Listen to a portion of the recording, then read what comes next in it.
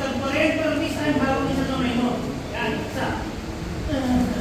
Kung yan, gawin yung ginawa na ito kasi nga, naman yung tayo. Wala yung nangyayari na sa tayo na. Kung natatandaan niyo yung siya ito kanina, yung harap, kung parang ganito yung gagawin natin. Sumaksak hawak, umulit. So, yung dito na natin ha, dito avoid ng tayo bantak dito.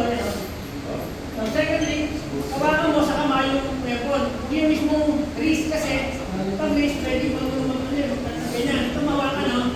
Yan, dyan lang. Lalapit ko lang ng dito yun. May pasok. Down. Aminay. So, hindi na maliligaw. Kung ano yung reaction ko di ba? Ano din na may hirap? 1, 2, and 3. Okay? So, ang pinagkaiba lang, senaryo. Kanina, suntok, dito ka dumaan, so yun ang technique na ginamit natin.